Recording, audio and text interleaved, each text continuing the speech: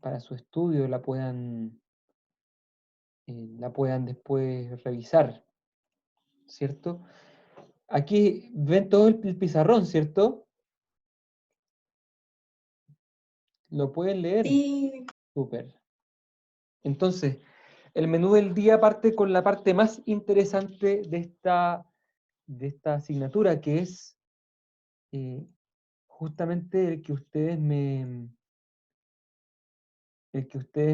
compartan cómo ha sido para ustedes la lectura del texto, qué les ha pasado con el texto y qué dudas pueden tener. Yo les invito a que se tomen muy en serio esta parte porque de las dudas que ustedes tengan, sabremos cuál es el material más importante que tenemos que revisar en la clase y del modo en que ustedes han recibido este texto, el Malestar en la Cultura, capítulos 2 y 3, podremos ir también descubriendo y definiendo eh, algunas cosas que tenemos que ir completando, por ejemplo, la actitud del autor y esos otros parámetros que hemos visto anteriormente para definir la psicología integral de la persona. Entonces, dejo el micrófono abierto para que con mucha libertad, ojalá todos digan alguna cosita del texto, de qué le pareció, qué le pasó, y ojalá dudas también. A partir de ahora, por favor, tómense el micrófono.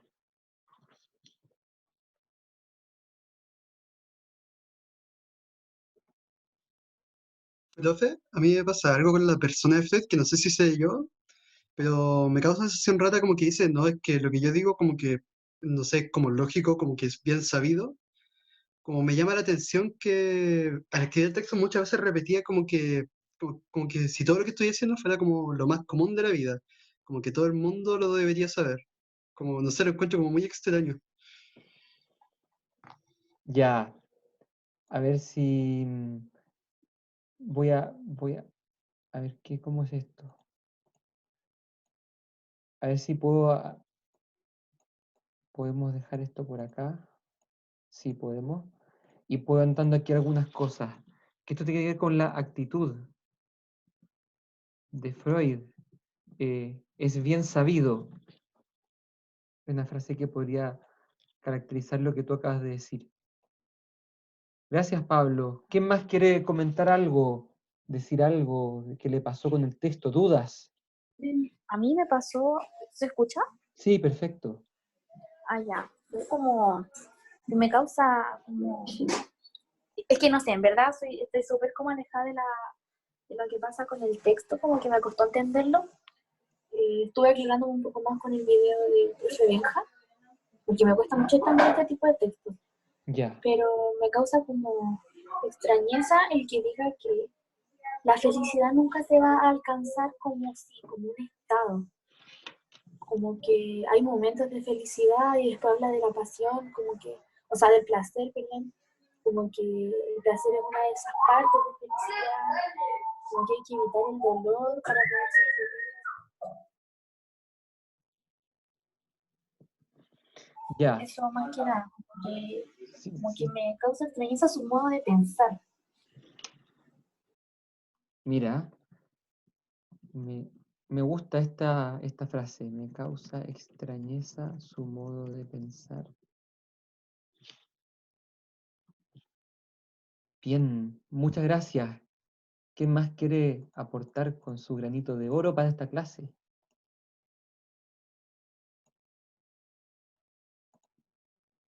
Yo, profe, Cuéntanos.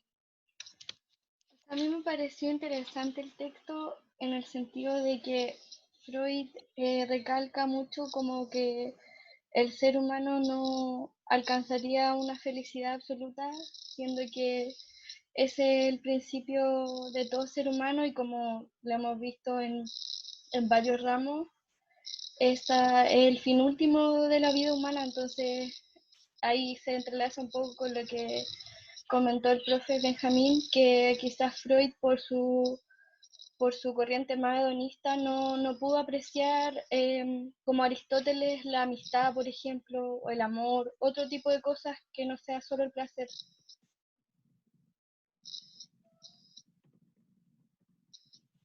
Me gusta mucho tu frase. Parece que Freud no pudo apreciar este tipo de realidades, como la amistad, el amor, o cosas que exceden al placer. O como quizás Freud podría decir, todas estas realidades se reconducirían finalmente al placer, serían tipos de placer. No los distingue como algo, como una cosa otra, una cosa diferente. Muchas gracias. ¿Qué más les pasó? Qué más ven? Yo, profe. ¡Guau! Sí, sorry si no se me escucha bien por el sonido del mar y esas cosas, pero yo encontré que el tema de la cultura que toma Freud es como, no sé, muy negativo, como ve el tema de la cultura desde una perspectiva demasiado negativa. Como, no sé, como que lo ve como una involución en momentos en vez de una evolución. Sí. ¿Y qué te pasa con eso a ti? Cuando lo leí, primero que lo estaba leyendo a las 12 de la noche, así que estaba medio dormido, como que, no sé, me causó una extrañeza porque todos los autores que hemos visto siempre hablan de la cultura como algo bueno, algo de que sentirse orgulloso prácticamente, pero aquí justo Freud dice, no, eso no es bueno, no me gusta, aunque a Freud no le gustan muchas cosas en verdad. Sí, estoy de acuerdo contigo y este tema lo vamos a precisar, porque Freud, al menos en este texto, se muestra, trata de abordar la cultura y trata de rescatar lo bueno y lo malo que tienen la cultura. Eh, pero pareciera finalmente que va prevaleciendo esta mirada un poco más pesimista, como tú estás comentando. Muchas gracias. Y ponte un buen bronceador, ¿eh? No te quemes. Eso ¿Quién ya más está quiere visto, profe. ¿Quién más quiere compartir sus impresiones o alguna pregunta, algún concepto que no se entendió bien? Profe, Hola. hola, yo tengo una duda que no me quedó muy claro a qué se refiere con que la religión es como un delirio colectivo, porque al profe Benja tampoco se lo entendí muy bien. O sea, lo explicó, pero sigo con dudas. Perfecto. Em, perfecto, también vamos a tocar el tema aquí. Muchas gracias. De nada. ¿Quién más? Profe, respecto a esos temas que mencionan los chiquillos, como pensando en el texto, igual recuerda un poco al superhombre, como el tema de que casi como que la cultura limita como la potencialidad de la persona como el ser individual. Casi como, me recuerda mucho el tema como que el superhombre no le molestaría la cultura, como no se quería llevar por la cultura y haría como lo que él quisiera. Mira, cierto, aquí hay una evocación del superhombre en el sentido de un antagonismo contra la cultura, en el sentido de la posibilidad de que haya un hombre que prevalezca por sobre la cultura. Em, y no es tan extraño, fíjate. Como ustedes deben haber escuchado, quizá en alguna clase mía incluso, Freud leyó mucho, bastante a Nietzsche, lo conocía. Incluso hay malas lenguas que han dicho que se conocieron y que de hecho Freud le habría hecho un psicoanálisis intensivo, 6 horas seguidas a Nietzsche, en un día que se conocieron. Hay gente que desmiente esto, pero lo interesante es que sí hay algo en común entre el pensamiento de Nietzsche y de Freud, pero también hay una diferencia fundamental, ¿eh? Nietzsche se puede inscribir en el marco de una filosofía de actitud optimista, Él cree que es posible el surgimiento del superhombre. Freud, planteándose frente al mismo dilema, más bien piensa que estamos fritos. Tiene este carácter más bien pesimista que hemos comentado en otras ocasiones. ¿Quién más? ¿Alguno más que quiera aportar con sus preguntas, con sus temáticas, con su apreciación?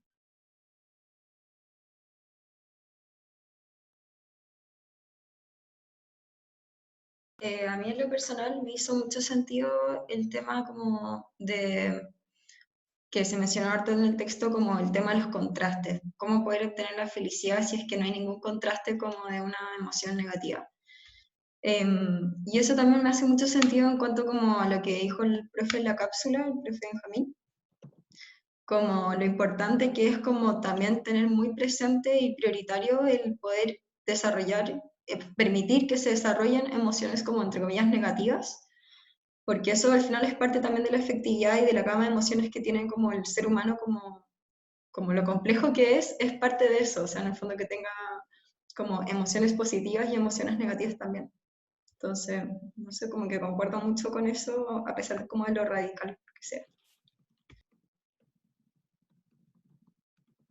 Muy interesante tu punto de vista y creo que implica una cierta elaboración. En sí mismo en el texto no es que Freud quiera defender la importancia de las emociones negativas, como tú lo estás estableciendo, pero también se puede llegar a esa conclusión, que de alguna manera lo negativo sería importante para el contraste en el sentido de las sensaciones de placer. Quizás me hace una evocación a la película Intensamente, donde, y perdón por el spoiler, pero donde el conflicto se desenreda gracias justamente a la aceptación de la emoción de la tristeza como parte de la vida psíquica.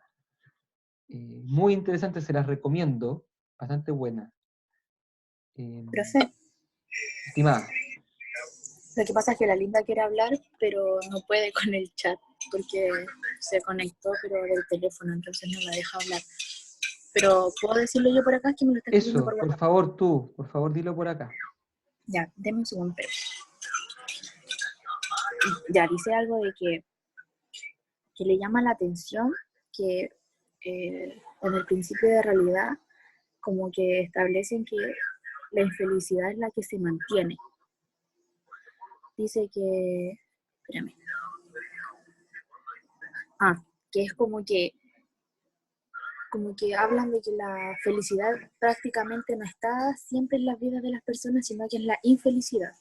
Y que los momentos que existen son los de felicidad. Como que la vida es infeliz y que solo hay momentos de felicidad, no al revés. Eso creo. Entiendo. La felicidad, lo vamos a poner en palabras de Freud, como fenómeno episódico. Es decir, como algo que ocurre como episodio, ocurre en ocasiones puntuales, pero no como tónica de la vida. Sí, es una buena lectura, fíjate. Gracias, Linda, por agregarla. La felicidad no es tónica de la vida. Y esto Freud, que lo pone como algo tan obvio, a muchos nos causa, o a muchos les puede causar como dudas o como asombro. Vamos cerrando esta ronda de preguntas o comentarios, o hay alguno más que quiere alcanzar a decir algo.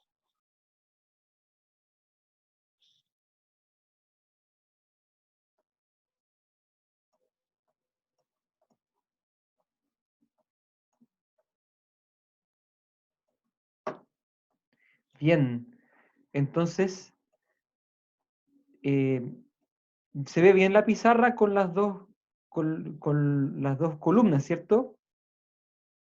Sí, profe. Ya. Vamos a tratar de ir abarcándolo todo, ¿eh? Entonces, vamos a tener como punto de partida la cápsula que hizo el profesor Benjamín Suazo, en la que, según conversé con algunos de ustedes antes de que llegara la mayoría, les sirvió muchísimo como para aclararse, para poder hacerse un mapa mental de en qué consiste este texto de Freud.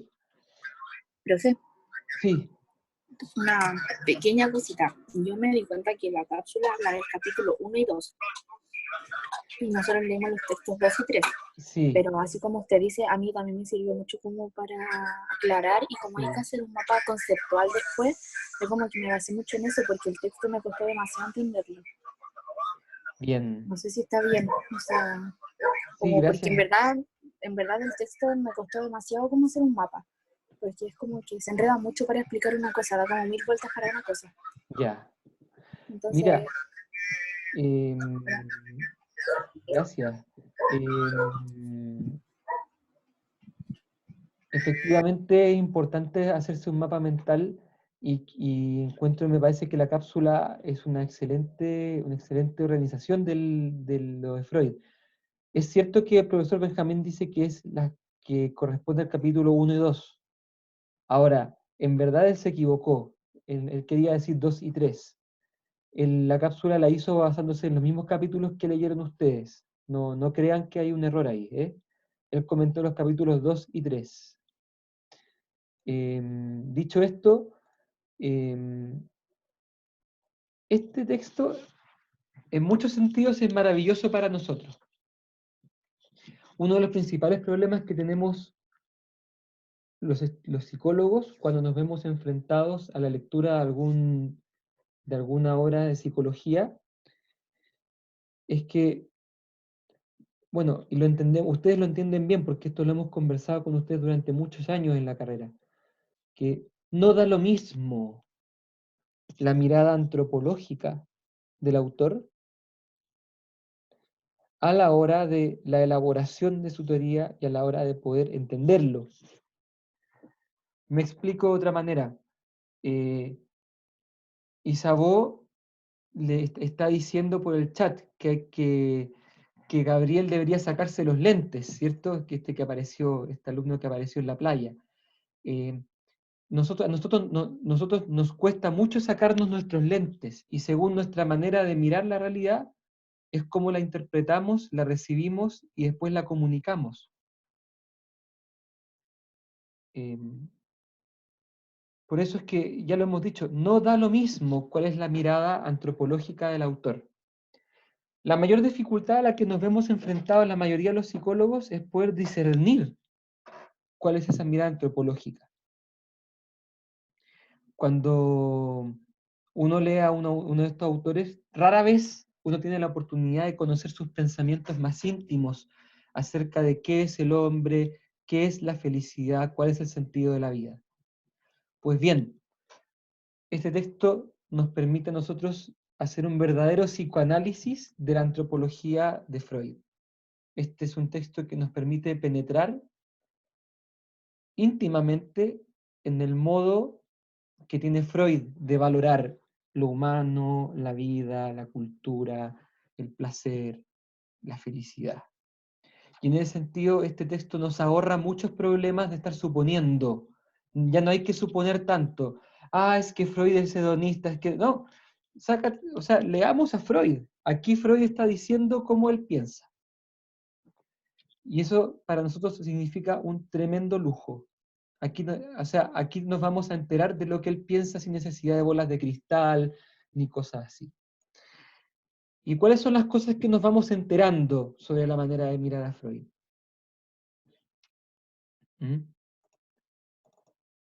Primero, que para Freud la vida humana se rige según el programa del principio de placer. Por aquí tengo la cita. Ustedes podrán ver en la página 83 de su texto. Dice, el programa que nos impone el principio del placer el de ser felices, es irrealizable. Empero, no es lícito resignarse de aquel. Y antes, en la página 76, Freud dice, es simplemente, como bien se nota, el programa del principio del placer el que fija su fin a la vida. No estamos aquí con rodeos ni con alguien que esté maquillando, no, si yo quería decir que la felicidad es bonita, no, aquí Freud, y hay que agradecerle que él sea sincero y claro, para él, en su exploración de la conducta de los seres humanos, él discierne que es el programa del principio del placer el que fija su fin a la vida. En otras palabras, la finalidad de la vida humana está en darle satisfacción al principio de placer. ¿Cuál sería y qué significa programa del principio de placer? Significa, en pocas palabras, que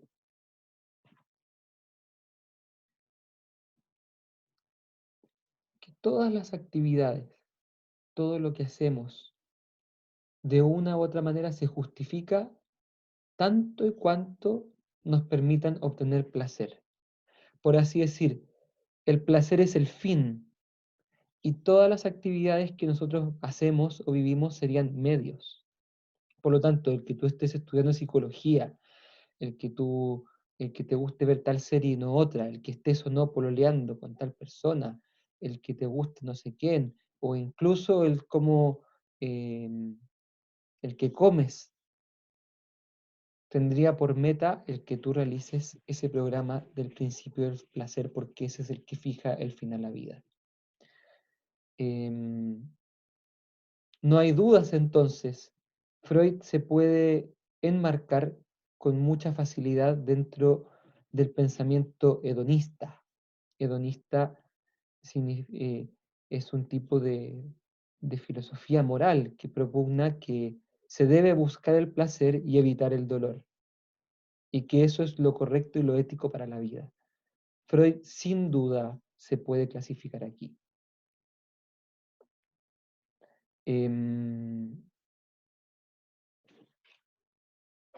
Ahora bien, y aquí está todo el rollo de Freud.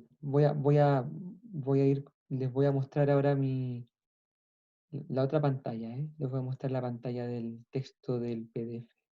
A ver, aquí está nueva función. Aquí está. Espero que puedan ver mi texto. Dice aquí, es simplemente, como bien se nota, el programa del principio del placer el que fija su fin a la vida. Este principio gobierna la operación del aparato anímico desde el comienzo mismo. Desde el principio de la vida ya es el placer. Sobre su carácter acorde a fines no caben dudas. No obstante, lo cual su programa entra en querella, es decir, entra en conflicto con el mundo entero, con el macrocosmos, tanto como con el microcosmos. Fíjense que con esto Freud está diciendo que el conflicto es constitutivo de la vida humana. Digámoslo de otra manera, por el mero hecho de existir, de vivir, naceríamos en un conflicto según el cual nosotros deseamos alcanzar placer, pero el mundo y las necesidades de la realidad objetiva no permiten todo el placer que quisiéramos alcanzar. Todo este texto del malestar en la cultura se puede entender a la luz de este conflicto básico entre lo que se llama el programa del principio del placer y el choque contra la realidad.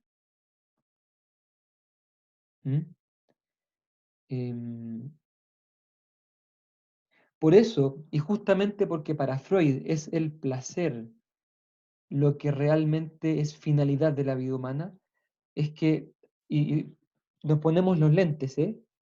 Si nos ponemos los lentes del hedonismo, en que el placer es lo último, entonces su definición de felicidad es absolutamente lógica, es irreprochable. La felicidad sería el mayor monto de placer posible. Y en eso Freud no se contradice. Y para que haya el mayor monto de placer posible, lo útil no es solamente fijarse en el monto de felicidad, sino también considerar el monto de dolor o de sufrimiento, de manera que estos se suman y tenemos un delta o una diferencia más potente que el simple hecho del placer. Y por eso Freud va a decir, siguiendo también lo que rescató una de las compañeras suyas, que el dolor, el sufrimiento, es necesario para poder ser feliz. No está con esto Freud queriendo defender una postura como sería una postura quizás cristiana, en la que el sufrimiento es importante porque nos configura, por ejemplo, con el dolor redentor de Jesucristo, o porque el dolor nos permita conocer nuestras limitaciones y nos permita ubicarnos en cuál es nuestro sitio en la vida. No, para Freud el dolor es importante no porque nos ubique, sino porque nos genera un contraste que nos permite esa vivencia de peaks de felicidad. Y en ese sentido es un fenómeno episódico. Lo que quiero decir, el edificio teórico de Freud se basa en este cimiento. ¿Cuál? Que el fin de la vida humana es el programa del principio del placer. Por lo tanto, todas las demás conclusiones y todo lo demás que va a decir Freud se pueden entender en perfecta coherencia con ese cimiento. Y en eso hay que decir que Freud es genial. De alguna manera logra llevar hasta las últimas consecuencias su mirada sobre el ser humano basándose en esta preconcepción que ya les he explicado. ¿Cuál podría ser el contrapunto aquí con la mirada de la psicología integral de la persona? Para la psicología integral de la persona, el placer tiene un rol, ¿cierto? La psicología integral de la persona, como la hemos estudiado en los ramos de afectividad humana, que yo recuerdo que creo que fui el profesor de todos ustedes, o la asignatura de psicopatología malmoral, lo que hemos visto ahí es que el placer tiene un rol. Y hay una parte del ser humano que efectivamente busca el placer. ¿Cuál sería, estimados? ¿Cuál es esa dimensión o esa facultad del ser humano que dejada a su propio arbitrio busca el placer? ¿Como el inconsciente? En el caso de Freud, sí. Para Freud tiene que ver con el inconsciente. De hecho, Freud va a plantear ahí el ello, ¿cierto? Pero estoy preguntando desde el punto de vista de la psicología interior de la persona. En el esquema que hemos estudiado tantas veces, Ah, las ya, perdón. facultades humanas, donde está la dimensión vegetativa, sensitiva y racional, donde están las potencias apetitivas y las potencias cognitivas, ¿cuál sería, digamos, el trozo de la constitución humana en el cual se podría aplicar muy bien que, dejado a sí mismo, a su arbitrio, seguiría el programa del principio del placer? El apetito sensitivo, ¿no? El apetito sensitivo. Perfecta respuesta, muchas gracias. Es el apetito sensitivo. ¿Se acuerdan cuáles son las emociones del sensitivo? Estaba de partida la división entre concupiscible e irascible, ¿cierto? Y dentro del concupiscible hablábamos del amor y el odio, del deseo y la aversión o rechazo, Eso. y finalmente la alegría o placer o deleite, y su contrario, la tristeza o displacer. Tristeza, displacer. Exacto. Freud está hablando aquí del apetito sensitivo, pero específicamente de un apetito sensitivo, a saber, del apetito sensitivo que se conoce como concupiscible. Efectivamente, el concupiscible, cuando se le deja a su arbitrio y actúa al margen de la razón, busca lo que Tomás de Aquino definía como la doble conservación. Por una parte, la conservación del individuo y por otra parte, la conservación de la especie.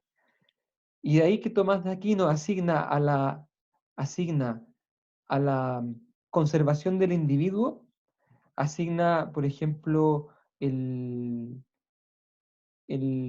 deseo de beber y de alimentarse, y a la conservación de la especie, el deseo sexual, ¿cierto? Es como que, en palabras de la psicología integral de la persona, de todo este esquema, a ver si es que lo puedo, si es que lo puedo dibujar en la pizarra, de todo este esquema que ustedes conocen, y les voy a pedir perdón por por lo mal que lo voy a dibujar, pero si aquí está la persona humana, con mucha imaginación, y aquí están las facultades, aquí están las facultades sensitivas, aquí arriba está la racional, y dentro de lo sensitivo tenemos los sentidos internos, tenemos el apetito sensitivo, y dentro del sensitivo tenemos el concupiscible y el irascible. Fíjense que de alguna manera Freud lo que está diciendo, viejo, compadre, aquí, a ver si me sale, aquí, no, esto no es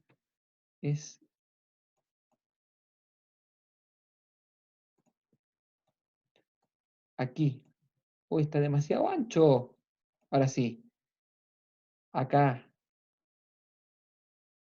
está la finalidad de la vida.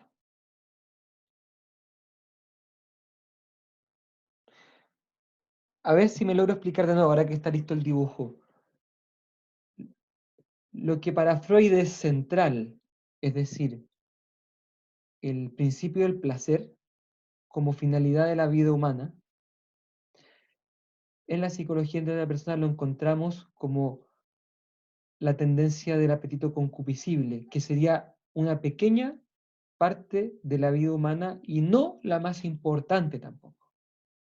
Sin duda es importante, relevante los afectos, pero por lejos, no, o sea, pero por lejos no es relevante en el sentido de que estamos llamados a obrar por razón y con afecto, y no por afecto.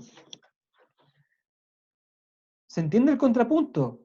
Freud está cifrando en este pequeño rincón de la vida humana, vista según la psicología integral de la persona, está cifrando la verdadera meta de, o como el verdadero centro y núcleo de la vida humana estaría acá en el concupiscible. Y en cierto punto, Freud acierta. Profe, ¿cómo? Todo lo que estaba diciendo usted, profesor, es que se equivoca, es que es una pequeña partecita. Freud acierta en el sentido de que la mayoría de las personas no viven en lo que nosotros hemos estudiado como lo que es virtud, es decir, en una vida que se lleva por razón y con afecto.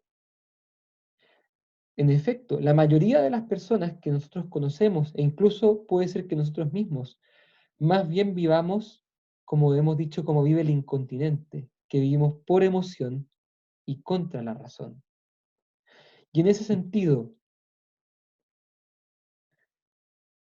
todo lo que Freud dice en este texto se aplica perfectamente a la persona incontinente.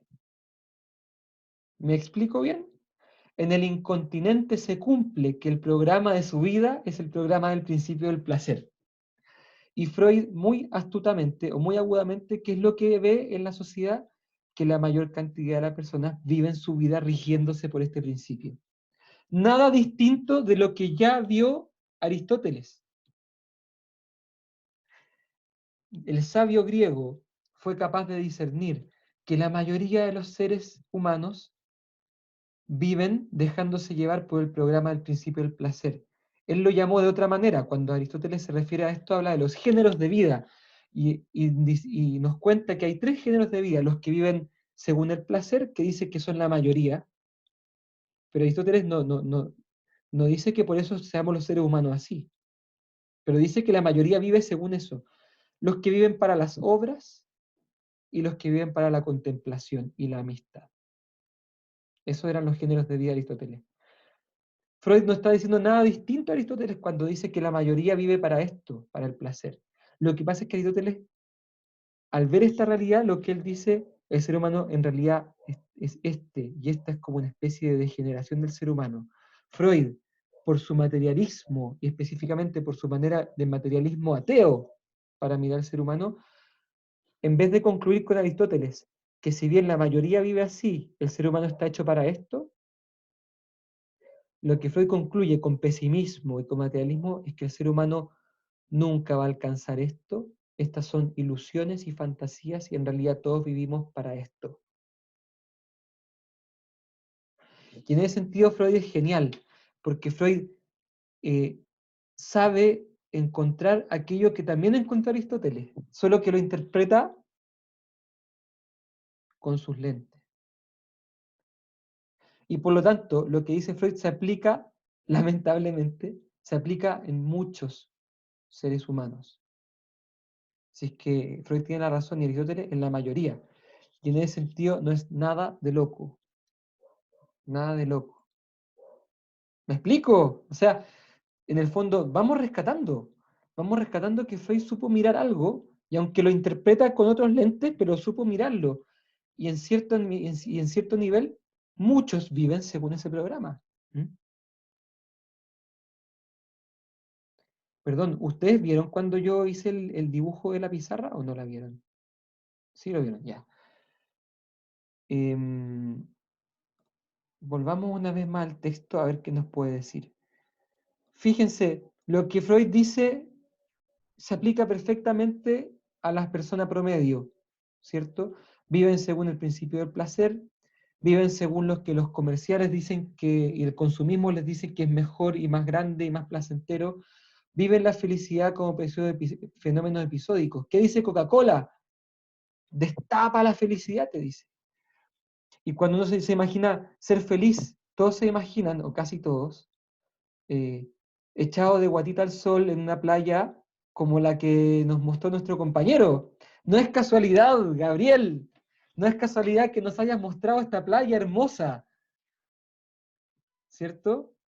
Es el programa del principio del placer. ¿Mm?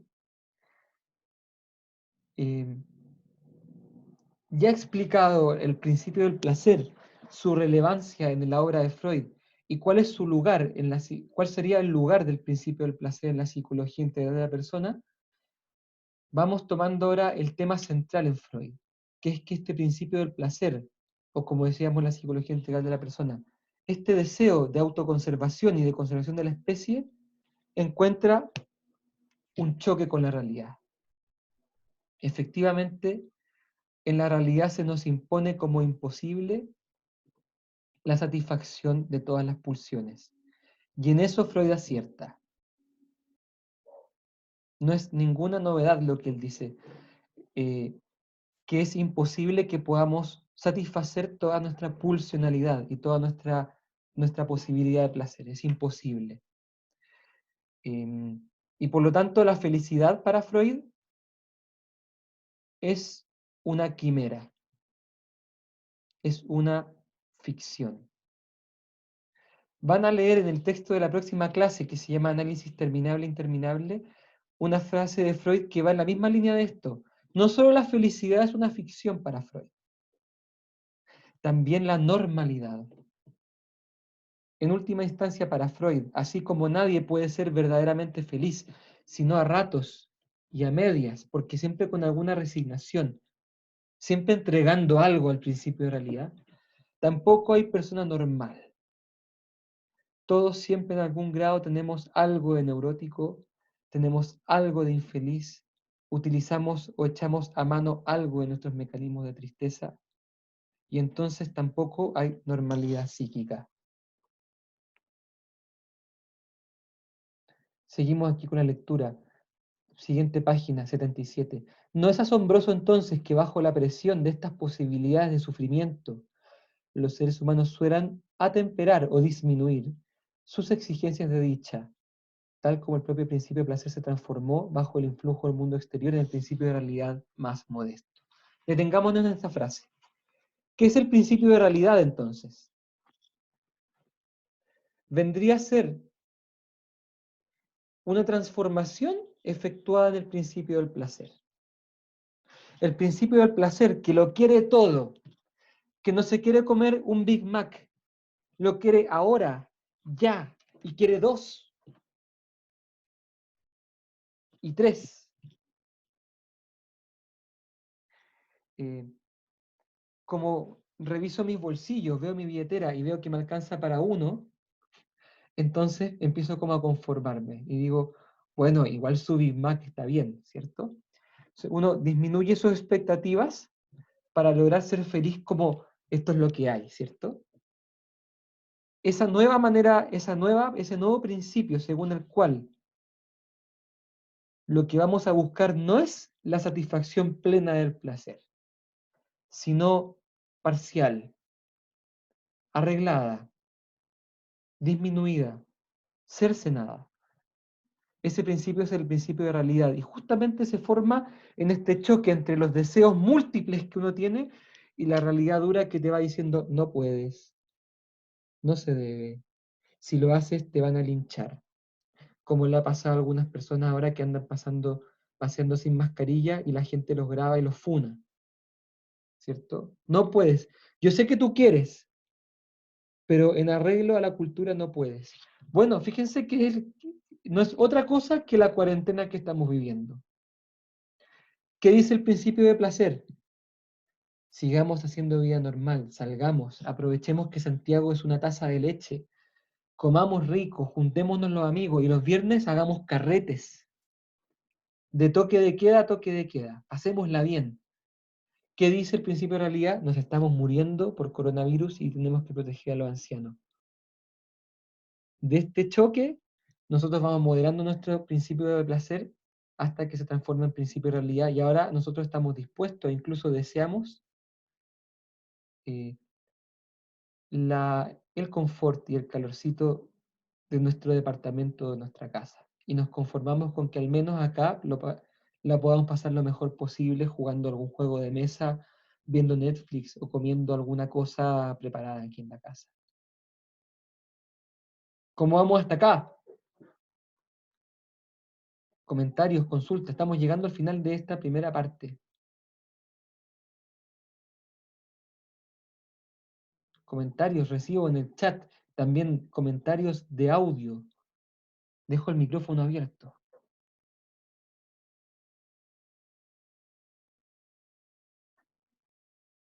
Vamos bien, gracias. Me siento menos solo, gracias. Vamos bien, profe, o sea, igual es harto que digerir, pero yo creo que con los ejemplos que pone queda súper claro. Sobre todo cuando ejemplificó con la pandemia, yo creo que ahí se ve como el egoísmo un poco de las personas que solo piensan en su propio goce y placer. Freud diría que en esas personas tal principio del placer no se ha atemperado, es decir, no ha disminuido lo suficiente porque quizás falta asumir un poco la realidad. ¿Y qué es lo que les va a pasar? Que finalmente la cultura los va a castigar.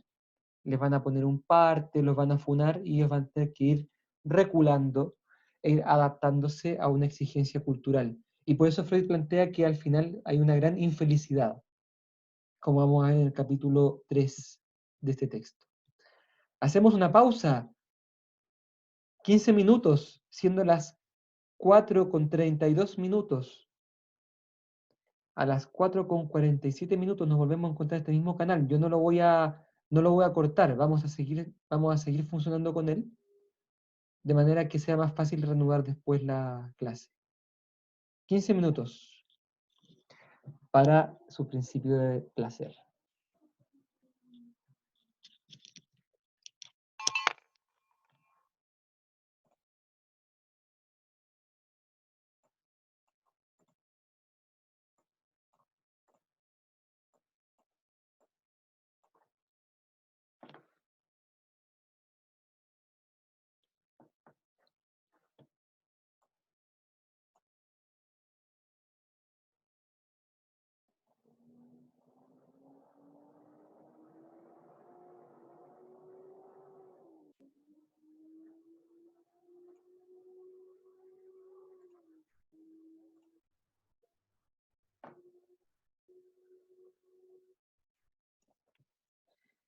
Ahora sí, volvemos ahora a la segunda parte de esta clase de hoy.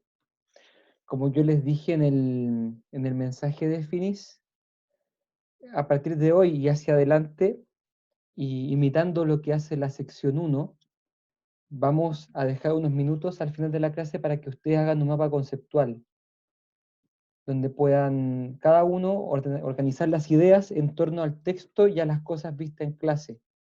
Esto les va a servir a ustedes como material para el estudio, también como material que les va a permitir saber cuáles son las dudas y las cosas que todavía no entienden. Y tercero, me lo mandan porque una vez en mi poder van a también consistir ello va a ser como la asistencia la lista con la que yo voy a pasar la asistencia a este segundo módulo. Obviamente este mapa conceptual no es calificado, no lleva nota, pero va en bien de ustedes mismos. La idea en el fondo es que nos vayamos acostumbrando al ejercicio de conversar, analizar y después concretizar las cosas conversadas en esquemas que nos permitan entender mejor. Seguimos adelante entonces. Hemos hecho girar la primera parte de la clase en torno a un par de citas del capítulo 2, del malestar de la cultura. Vamos a revisar si es que hemos ya logrado contestar algunas de las dudas que están en la pizarra.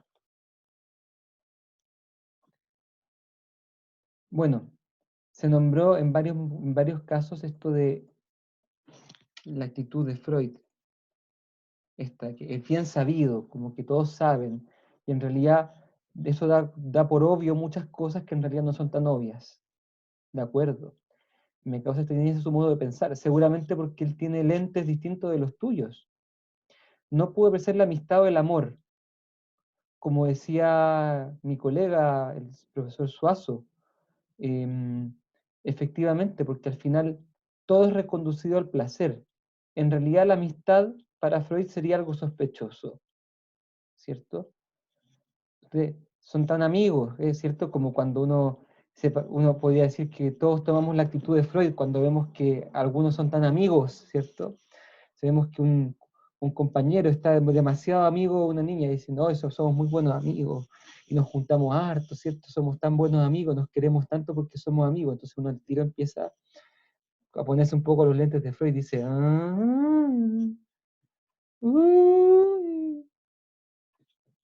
¿cierto?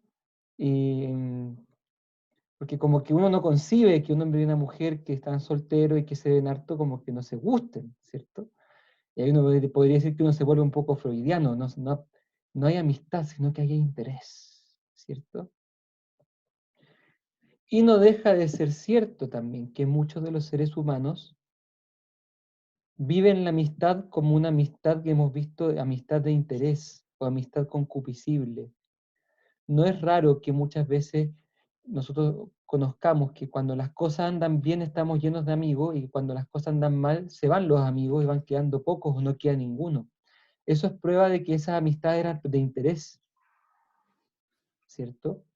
Y uno diría ahí con Freud tiene razón. En realidad estos amigos buscaban el placer conmigo, no buscaban la amistad, ¿cierto? De nuevo, lo que Freud dice no es tan loco, pasa mucho. Lo que pasa es que no por el hecho de que pase, es esa la esencia del ser humano, es ahí la diferencia. Pero ¿qué pasa? pasa. Y es que él redujo como todo solo a eso. El problema de Freud es que para Freud solo pasa esto. Incluso en lo que parece la amistad más desinteresada y la amistad más benevolente, en el fondo hay interés. No te cuenten cuentos. Hay interés, diría Freud. Esto del desinterés, del amor de donación, la posibilidad de darse por el bienestar del otro, o siguiendo la fórmula de Aristóteles que decía que el amor era buscar el bien para alguien, querer el bien para alguien. Todo eso para Freud sería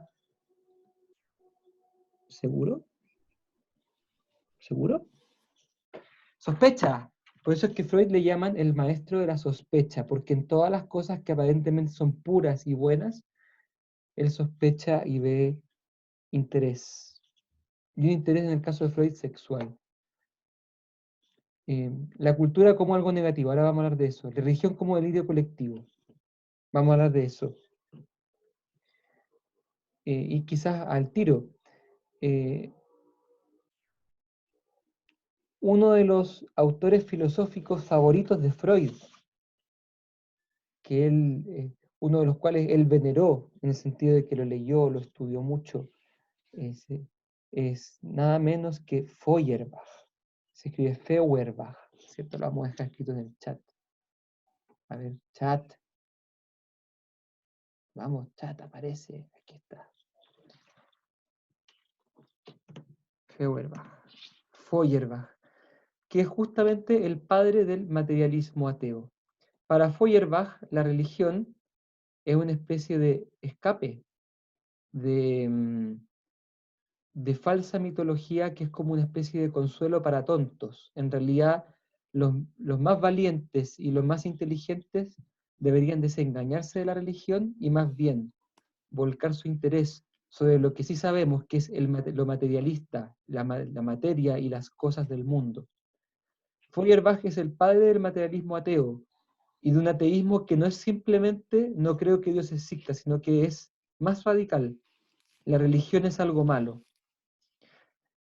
Feuerbach es el padre filosófico no solamente de Freud. Hay otro filósofo muy importante que es hijo de Feuerbach. Me refiero a Carlos Marx. Carlos Marx, que fue el creador del materialismo dialéctico, es hijo de Feuerbach en el sentido filosófico. Y es Marx el que acuñó la frase, la religión es el opio del pueblo.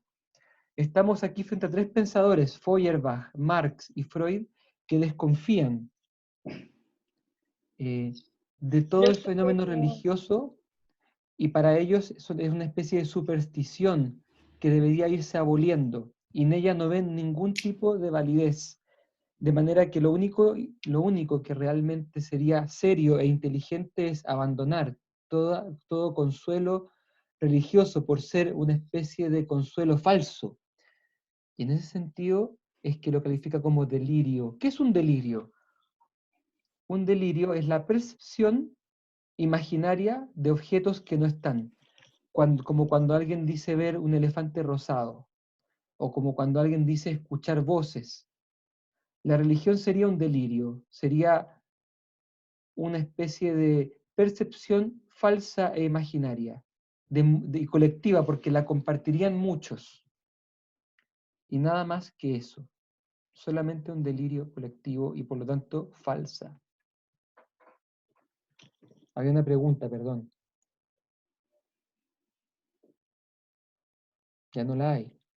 Ah, no, profe, era como más un comentario que igual casi la mayoría de los filósofos, no sé si en su totalidad, pero gran parte eran ateos. Mira, yo te diría que aquí podríamos hacer un partido bien interesante donde habría como un empate, o quizás no, quizás aquí alguien que sepa más de filosofía, pero la mayoría de los filósofos anteriores al año 1500 eran todos creyentes, incluso los griegos creían en sus dioses, y del año 1500 para ahora, después del humanismo y del renacentismo, empieza a surgir por primera vez esta posibilidad de pensarse sin Dios. Y diría que esto va a medias. De hecho, Jung es creyente, discípulo de Freud. Adler también es creyente. Rogers también es creyente. Filósofos como Maritain, creyente. Filósofos como Husserl, que fue también maestro de Freud en la universidad, creyente, era un dominico. Y uno podría pensar que quizás aquí hay un empate, o hay más de lo que pensamos como en cuanto a filosofía creyente. El mismo Emmanuel Kant, el mismo René Descartes, creyentes. Lo digo como botón de muestra porque a veces no hacemos, no hacemos ese prejuicio que toda filosofía tiene que ser algo como religioso, si no, no es filosofía. En realidad la historia de la filosofía no dice eso. Son más bien estos filósofos materialistas, ateos, los que van a querer decir esta como la idea de filosofía. Todo esto de acá ya lo hemos visto, nos va quedando la cultura como algo negativo. Un breve comentario a esto de salud mental. Freud no habla del concepto de salud mental, ¿cierto? No lo menciona.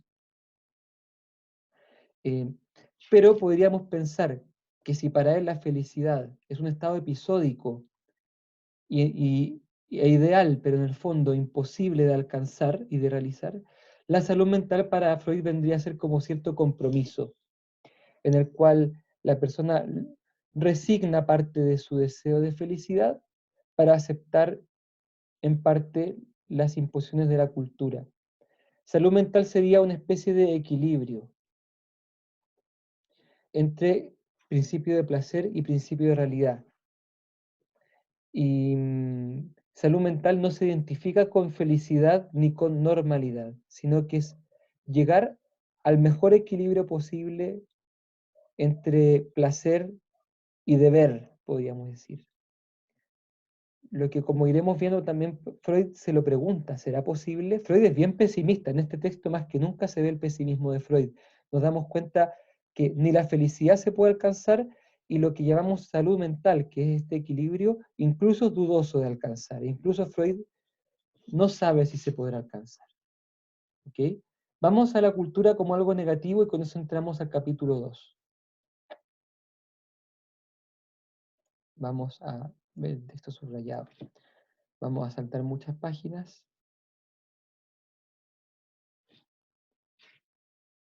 Entonces aquí Freud plantea ya algunas de las ideas que él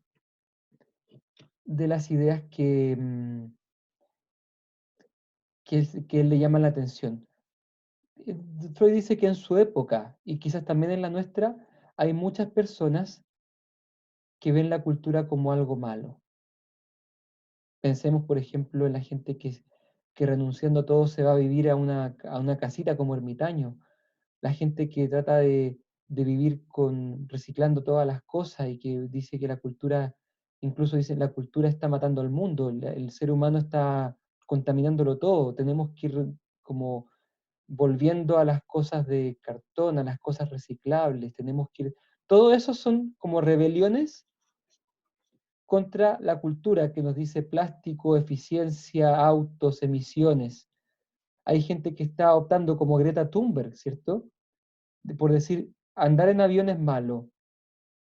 Mira, Greta Thunberg, ¿qué es lo que está diciendo con sus actos? El tremendo logro cultural de los vuelos en avión que nos permiten estar en 10 horas en las Europas, cuando antes eran días de navegación, para Greta Thunberg es malo. ¿Y por qué es malo? Porque la cultura empieza a dañar algo, el mundo, la naturaleza, o a nosotros mismos. Por eso van apareciendo las voces de los abuelos o de la gente que dice, cuando no existía el WhatsApp, todos éramos puntuales, porque nos poníamos una hora y nadie podía andar diciendo, ¿cierto? Nadie podía andar diciendo, hey, 5 minutos más, ¿sí? No, empiezan a aparecer esas voces, ¿cierto? Antes de Internet éramos todos más felices. O En la época de la abuelita, la vida era más fácil. Y van apareciendo voces que, fíjense que en la época nuestra ya pasa, imagínate en la época de Freud ya estaba ocurriendo, que ven con recelo estos adelantos tecnológicos. ¿Por qué el avión es malo? ¿Por qué el WhatsApp es malo? ¿Por qué la tecnología es mala? ¡Ay, Dios! Es que ahora en el Internet todos vemos puras porno, ¿cierto? Se dice que el 50% del contenido de la World Wide Web, de la WWW, es pornografía. O sea, nos falta el que dice, en nuestra época eran todos los chiquillos más sanos, no andaban escuchando el reggaetón, no andaban todos conectados a Internet. Y ven, esas son las voces disidentes de la cultura que Freud aquí rescata. Y se pregunta, ¿cómo puede ser esto? ¿Cómo puede ser que haya gente que sospeche de la cultura, que la mire con malos ojos en vez de estar agradecidos porque hoy día podemos comunicarnos? Imagínense, estamos haciendo una clase por internet, imagínense el sueño de Freud, de haber hecho una clase virtual a todo el mundo, de haber hecho psicoanálisis virtual. ¿Te imaginas? Háblame de tu madre. Todo por aquí. Imagínate el sueño, pero Freud decía ya en su época, hay gente que dice, gran parte de la culpa de nuestra miseria la tiene lo que se llama nuestra cultura. Seríamos mucho más felices si resignáramos la cultura y volviéramos a encontrarnos en condiciones primitivas.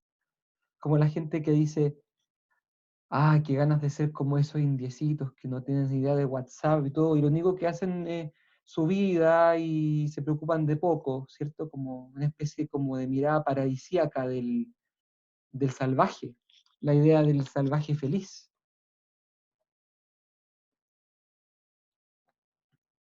Entonces, ¿qué va a decir Freud?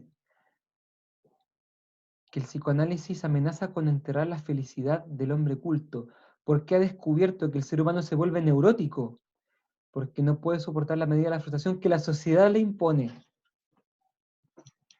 La sociedad, fíjense, la sociedad en aras de las exigencias culturales le impone frustración al individuo. Lo mismo de antes.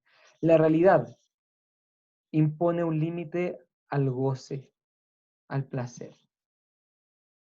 Y en ese sentido es la sociedad la que frustra, la que nos frustra. Cuando decimos, por ejemplo, qué injusto que no hayan leyes para que todos tengamos educación gratis, comida gratis, vivienda gratis, todo gratis.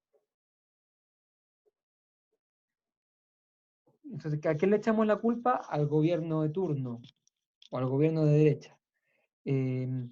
Ellos son los culpables de que no tengamos educación gratis. Ellos son los culpables de que todos estemos mal, ¿cierto? Sería la sociedad, los políticos, los que nos imponen gravosas restricciones a nuestro deseo de placer. Entonces Freud se pregunta, ¿de dónde vendrá esto? ¿Será que la gente es tonta, que no agradece que tengamos los avances culturales? ¿O habrá algo más? Sigamos con lo que Freud dice. Freud aquí analiza lo que es la cultura, etcétera, hace un bonito repaso de cómo la cultura llega al ser humano, etcétera, y va diciendo que la cultura le permite al hombre ser una suerte de Dios prótesis. Porque lo que no pueden nuestros cuerpos frágiles, lo puede la cultura, con los adelantos tecnológicos. Pero dice Freud de nuevo, parece que el ser humano no se siente feliz siendo semejante a Dios. ¿Se entiende por qué Freud dice que la cultura sea infeliz? ¿Se va entendiendo?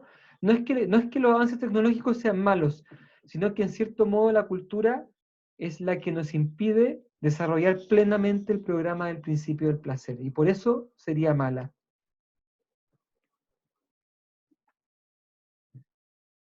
Después Freud habla de la belleza, la limpieza y el orden, ¿cierto? Que serían como logros culturales llamativos, porque a diferencia de los logros científicos como el avión, el internet, la belleza, la limpieza y el orden parecen no tener ninguna finalidad en sí mismos. O sea, no son medio para nada. Serían como bienes inútiles. Y sin embargo los buscamos. Freud se pregunta también de dónde viene.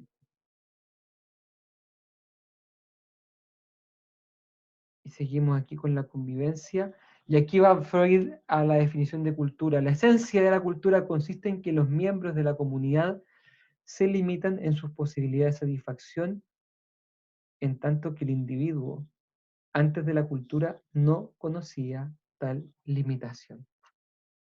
Para Freud, ¿hubo alguna vez un ser humano que no estaba en la cultura? Este salvaje feliz, que no conocía ninguna limitación y que era libre en máximo nivel. De ahí la frase que Freud tiene aquí adelante. El ser humano original habría sido libre en máximo nivel. Y en esa vida prevalecía el más fuerte. Entonces, claro, todos hacían lo que querían, pero le duraba poco. La vida del ser humano duraba como una mosca, porque cuando me topaba con otro más fuerte me mataba. O sea, Freud dice que los más débiles se unieron entre ellos y frenaron al más fuerte. Y en ese sentido, la cultura no trae libertad. Al contrario, la cultura se gesta por los más débiles y por todos en común para quitar libertad individual. Y no al revés. La cultura no nace, según Freud, para que haya más libertad. Nace para disminuir la libertad. Porque solo disminuyendo la libertad de satisfacción del placer, digamos, en medida que todos los seres humanos entregan un monto de su libertad, contribuyen a la existencia de este ente más grande que es la cultura y que garantiza que no es el más fuerte el que va a vencer. De ahí que Freud diga que la libertad individual no es patrimonio ni logro de la cultura. Ya lo repito, no es patrimonio ni logro de la cultura, porque la cultura lo que ha hecho es disminuir la libertad. La cultura implica coartar la libertad individual. Cuando todos estábamos fuera de la cultura para Freud, todos éramos máximamente libres, pero la libertad no servía para nada, porque llegaba alguien más fuerte y me aniquilaba. Con el nacimiento de la cultura, yo tengo garantía de que el más fuerte no me va a matar. Pero para que esto pase, yo tengo que ceder algo de mi libertad, tengo que ceder algo de mis aspiraciones de placer. Y por eso la cultura intrínsecamente tendría una relación ambivalente con el ser humano. Atención con esto, ambivalente. ¿Qué quiere decir eso? Que el ser humano la ama porque la cultura le permite protección y le permite desarrollo, pero a la vez la odia porque la cultura le limita y le impide ser plenamente feliz en el sentido freudiano, a saber, lograr la máxima satisfacción pulsional erótica.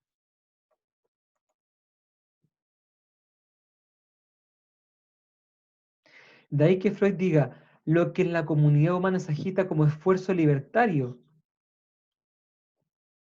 podría ser una rebelión contra una injusticia vigente. Freud dice, sí, puede ser que haya gente que reclame por cosas que estén pasando. Freud diría, voy a parafrasear a Freud, espero no equivocarme.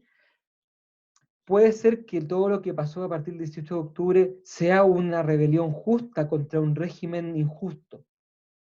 Puede ser. Pero Freud dice, también puede provenir de algún resto de personalidad originaria. Un resto que no ha sido dominado por la cultura y que se convierte de ese modo en base para la hostilidad hacia esa última. Lo explico de otra manera. Freud diría que esta rebelión o este levantamiento del 18 de octubre, sí, surge debido a condiciones precarias de vida. Pero Freud diría, no solo eso. Además, en la constitución pulsional, desde el comienzo y siempre, vemos a la cultura como algo que nos oprime. Porque originalmente la cultura nos quita la libertad de nuestra máxima gratificación. Y en ese sentido, el 18 de octubre también sería una evidencia de que hay todavía un primitivo viviendo en mí, que quiere como volver a ese estadio cultural donde éramos libres para hacer lo que queríamos, cuando queríamos y como queríamos. Pero ahora dentro de la cultura. Y por eso es que esto Freud dice, ¿será posible eso? ¿Será posible que además de que haya una cultura que nos proteja, haya máxima libertad individual? ¿Será posible que podamos calzar una cultura que nos proteja y a la vez lograr nosotros vivir plenamente el programa del principio del placer? Aquí está su respuesta, leámoslo a él. No parece posible impulsar a los seres humanos mediante algún tipo de influjo a transmudar su naturaleza en la de una termita, es decir, como las termitas que siempre se comportan buscando el bien colectivo. Dice, el ser humano en cambio defenderá siempre su demanda de libertad individual en contra de la voluntad de la masa o cultura. Es decir, para Freud, es imposible conciliar una cultura fuerte con las demandas de felicidad y de placer del ser humano, justamente porque para Freud la felicidad es placer. Y con esto vamos cerrando esta idea de Freud. Buena parte de la brega, o sea, de la lucha de la humanidad gira en torno a una tarea. Buscar un modelo, como algunos dicen, un nuevo pacto social, para hallar un equilibrio acorde a fines, vale decir, una cultura que dispense felicidad, logrando un equilibrio entre las demandas individuales que lo quieren todo, y las exigencias culturales que dicen queremos protección de la libertad del otro. Y Freud concluye con mucha sabiduría, uno de los problemas del destino del ser humano es saber si mediante determinada configuración cultural, capitalismo, marxismo u otro, ese equilibrio puede alcanzarse alguna vez o si el conflicto es insalvable. O sea, Freud dice que gran parte de la vida humana gira en torno a esto, buscar un sistema de vida en el que haya una cultura que nos defienda y a la vez tengamos la posibilidad de sentir el máximo placer y goce. Pero como él decía antes, nunca o no parece posible que el ser humano renuncie a su pretensión de placer. Y de ahí que todos seremos siempre algo neuróticos, porque todos hemos renunciado a ser felices. Todos hemos renunciado a ser plenamente, a vivir plenamente el placer. ¿Cómo vamos hasta aquí? ¿Se entiende el capítulo 3? No es otra cosa el capítulo 3 que un análisis de la cultura para finalizar en que finalmente no se va a lograr. No se va a lograr, digamos, la cultura, el ser humano la necesita, sí, pero ella no le permite jamás ser plenamente dichoso. Freud termina el texto diciendo, no es fácil comprender cómo se vuelve posible sustraer la satisfacción a una pulsión, es decir, cómo es que se logra esto de limitar el placer. Y en modo alguno déjate en sus peligros, porque si uno no es compensado económicamente, es decir, si uno no encuentra algún tipo de compensación por aquí, por allá, ya puede prepararse para serias perturbaciones, o sea, para enfermar. Reafirma lo que había explicado hasta acá.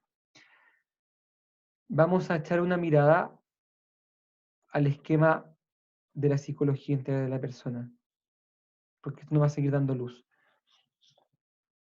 Decíamos que para Freud lo central era esta parte de acá, las exigencias del concupiscible. Para Freud, entonces, como buen materialista ateo, la dimensión racional no sería como una dimensión espiritual superior que haría que el ser humano se distinga de los otros animales. No. Para Freud, somos un animal más que tenemos una naturaleza sensitiva. Para Freud, el ser humano es esto. Así lo pongo más grande. Si le preguntamos, ya Freud, Dir afirme, ¿dónde está el ser humano? Acá dice Freud. ¿Y qué dices de lo racional, Freud? Segismundo, ¿por qué nos deja fuera la razón? Si el ser humano mira los logros culturales, fíjate, ciego, materialista, ateo. No, Freud va a decir, no, si la razón sí existe. Pero, ¿cuál sería el rol de la razón? La razón para Freud no es una dimensión espiritual o una dimensión superior a la dimensión sensitiva. Para Freud la dimensión racional es como una especie de callosidad o agregado que surge en el encuentro constante del concupiscible del ser humano contra la realidad. En este choque entre el ello y la realidad va habiendo un roce, y de ese roce va surgiendo y emergiendo el yo o la conciencia. Este yo, donde estaría la parte racional del ser humano, para Freud no es sino producto del apetito concupiscible y de su encuentro con la realidad. Por lo tanto, vendría siendo como una especie de nueva herramienta que surge en el contexto de la evolución. No olvidemos que Freud era un entusiasta seguidor de las ideas darwinianas, lo que significa que en este proceso de evolución, desde que pasamos de la más pequeña célula, vamos pasando por cada animal, llegando al mono y pasando al ser humano, la única diferencia entre el ser humano y el mono no es la aparición de una dimensión nueva y completamente distinta, como lo plantea Aristóteles, sino simplemente sería una diferencia cuantitativa. Habría más inteligencia, habría eh, más cogitativa, podría uno decir en última instancia. Sería como, la parte racional sería en el fondo como una especie de dimensión sensitiva ampliada. A ver cómo lo dibujo. Para Freud es como que la dimensión racional está dentro,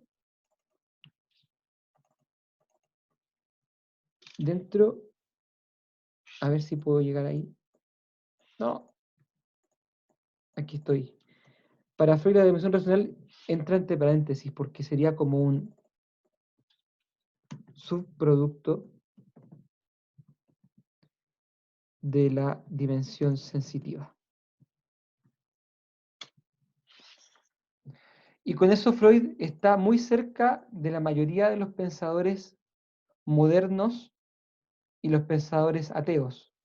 La racionalidad no sería una diferencia cualitativa que nos distingue de los animales, sería una herramienta más, sería como una especie de, así como el mono agarra una herramienta y la usa para golpear, y con eso es más poderoso, la razón sería una herramienta más que surge adentro del cerebro del ser humano, pero que no lo hace distinto.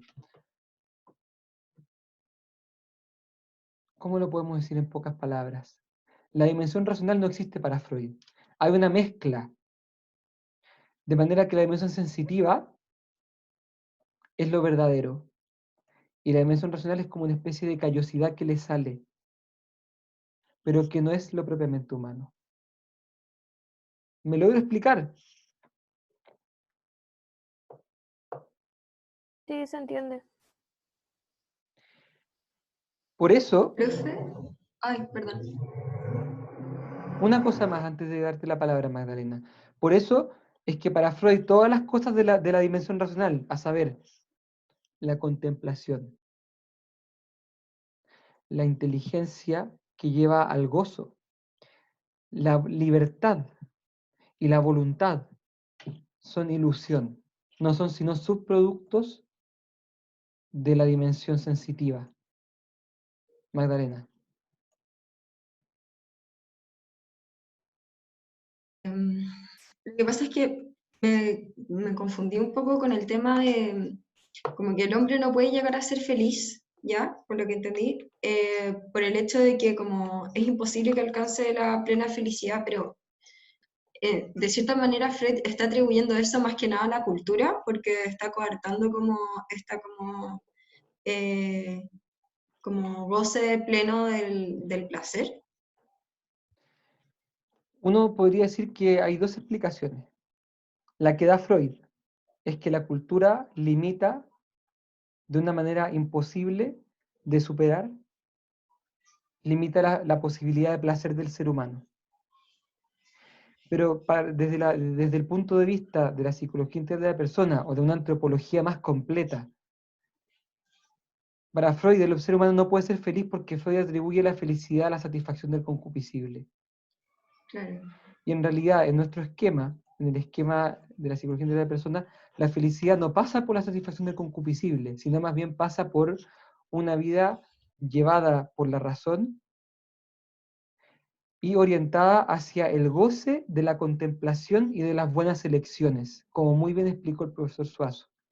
Es justamente con la dimensión racional con la que somos capaces de amar con benevolencia. La dimensión sensitiva no nos permite mirar al otro más de una manera pura. Digámoslo, con la dimensión sensitiva yo siempre veo al otro como con interés. Con la dimensión sensitiva siempre veo al otro como alguien que me puede dar gozo, o goce, o placer. Con la dimensión racional yo soy capaz de ver al otro como persona y descubrir en él un bien profundo e inestimable. Un bien que Freud no fue capaz de ver. Y en ese bien, que es el ser personal, al contemplarlo mediante la amistad, mediante el amor de benevolencia, yo puedo encontrar un gozo que es superior a cualquier placer y a cualquier alegría, porque es un gozo desde lo más profundo del ser humano, desde su dimensión más íntima, que es la dimensión racional, o espiritual, como también algunos le llaman. Para Aristóteles, la cumbre de la felicidad humana estaba en la amistad. Es en ella donde se goza el entendimiento y donde experimenta verdadero deleite nuestra voluntad. Dicho de otra manera, para Freud hay solamente un tipo de placer. ¿Quién le llama placer? Para Aristóteles, para Tomás de Aquino, para la psicología integral de la persona, hay hasta tres tipos de deleite. Está el placer, la alegría y el gozo. El placer que corresponde al tacto, la alegría que corresponde al alma y el gozo que corresponde a la voluntad. Entonces Freud, de alguna manera, incapaz de ver esta dimensión como una dimensión distinta, la va a reducir a lo sensitivo, va a decir que todo gozo y toda alegría en realidad es placer. Para Aristóteles no. Para Aristóteles el gozo y el placer son no cuantitativas, sino cualitativamente distintos. Y de ahí viene que para Freud se entienda que él no conciba la felicidad. Para Aristóteles la felicidad no era algo episódico, era más bien un estado del alma que se identificaba justamente con un estilo de vida contemplativo, en el que uno era capaz de gozarse en el conocimiento de la verdad, a la vez que era capaz de regocijarse en el bien del amigo. Para Aristóteles, esa era la verdadera felicidad. Para Freud, quien leyó a Aristóteles, leyó la Ética de Nicómaco, y se refirió a la Ética de Nicómaco en términos muy despectivos, no me acuerdo ahora, pero era como, dijo como, leí la Ética el otro día y no, bueno, más de lo mismo, puro bla, bla, bla. Una cosa así dijo. Bueno, los lentes. Los lentes. Entonces, de ahí que Freud, desde esa perspectiva materialística atea, llega a eso. De nuevo, no quiero aquí hacer parecer como que Freud se equivocó y que por lo tanto no hay nada que rescatar. Me parece que lo que Freud es capaz de ver y de descubrir aplica a muchas personas. Y muchas personas efectivamente viven la vida así. Finalmente, ¿por qué? Hay muchas personas que viven para el placer y finalmente dicen a uno, no, si te amo, te amo, te amo y quiero estar contigo toda la vida, no sé qué, pero en el fondo están buscando placer. Y cuando tú ya no me calzas, cuando tú ya no me sirves, me separo de ti.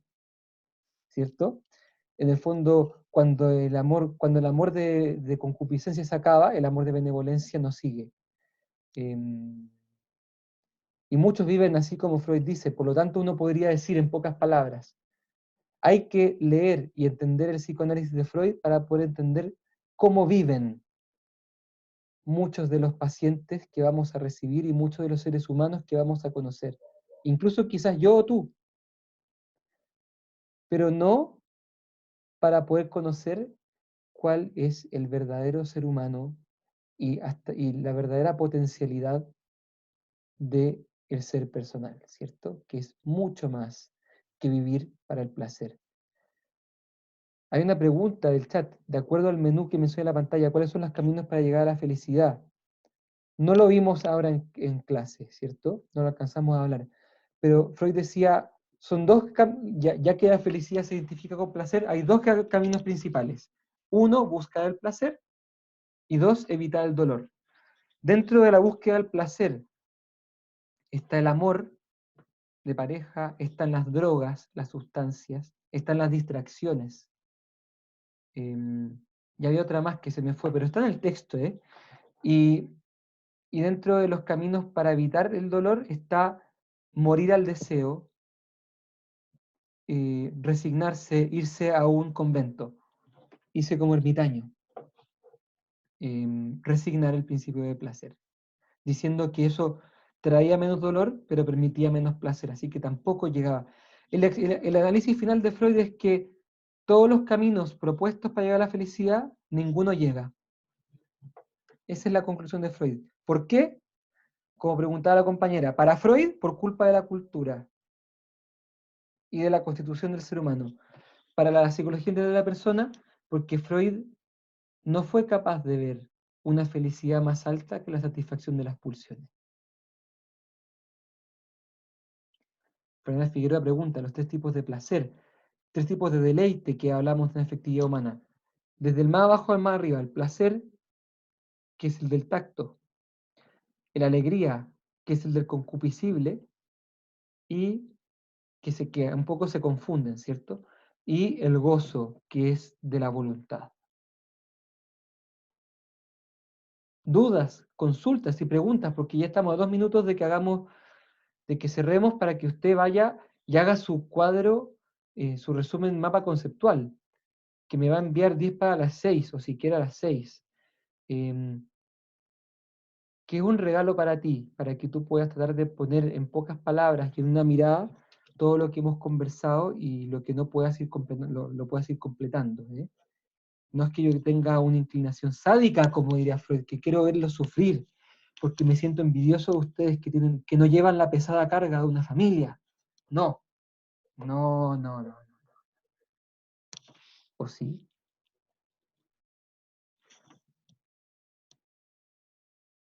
¿Qué diría el Tata? ¿Qué diría nuestro Tata?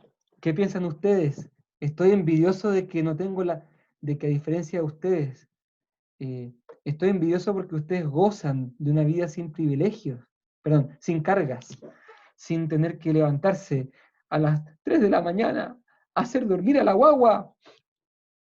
¿Qué dirías tú? ¿Es eso? ¿O es que el profesor en verdad está pensando en el bien de los alumnos y dejándose llevar por el programa del principio del amor benevolente? Está buscando el verdadero bien de los alumnos porque los ama por sí mismos. ¿O será que el profesor simplemente quiere llegar a fin de mes? Quiere recibir sus lucas. Quiere que los alumnos le tengan cariño, pero en el fondo lo que él quiere es conservar su empleo. ¿Qué crees tú? Tenía razón Freud en el funcionamiento de su profesor, Juan Pablo Rojas. Puedes dejar tu comentario si quieres. Vamos cerrando entonces la clase aquí. Cualquier pregunta que tengan anexa me pueden mandar mail, yo les respondo. Yo feliz y encantado de tratar de responder y que sepan más y más y más de esto que estamos aprendiendo. Hagan su mapa conceptual y me lo mandan al correo.